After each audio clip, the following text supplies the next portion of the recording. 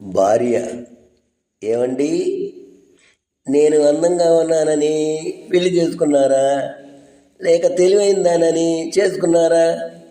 భర్త: రెండూ కాదని తెలిసిన తర్వాతే చేసుకున్నా. భార్య: అదేమిటండి? భర్త: నువ్వు అందంగా ఉంటే అందరి కళ్ళు నీ మీదే ఉంటాయి.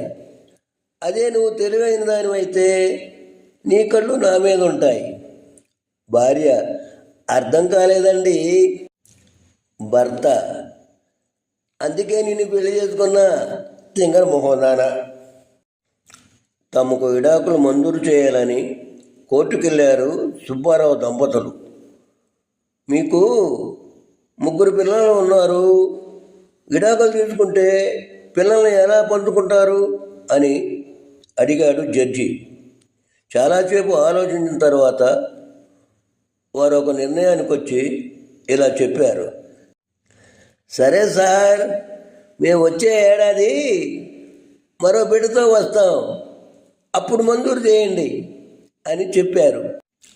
పాపం ఈసారి వాళ్లకు కవలలు పుట్టారు.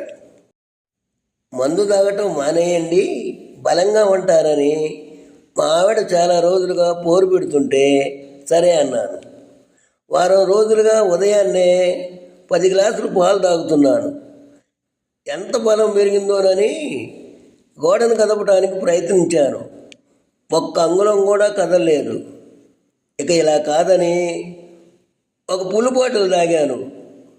గోడ వైపు చూడగానే దానంతటా అదే కదులుతుంది. టీచర్: అరే సాయి, 25 నుంచి 5ని ఎన్నిసార్లు తీసేయగలం? సాయి: ఒక్కసారే టీచర్. టీచర్: అదేలాగా? సాయి: ఒకసారి 5ని తీసేసిన తర్వాత అక్కడ 25 ఉండదు కదా టీచర్. తల్లి: ఏమైందమ్మా, ఎందుకు ఏడుస్తున్నావు?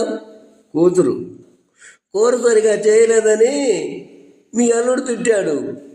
తల్లి: నీకు వీడియో పంపానుగా, అది చూసి వండలేదా? కూతురు: అది చూసే వండానమ్మా, కాకపోతే చారులో 2 స్పూన్లు కారం ఎక్కువైందని కూరలో 10 స్పూన్లు పంచదార వేశాను. టీచర్: అరే దామోదరం, క్లాసులో ప్రశ్నలు అడిగినప్పుడు అందరు జవాబులు చెబుతుంటే నువ్వేంటి మౌనంగా కూర్చున్నావు? దామోదరం: మీరే కదా టీచర్, కొన్నిసార్లు మౌనమే అన్నిటికంటే మంచి సమాధానం అన్నారు, అందుకే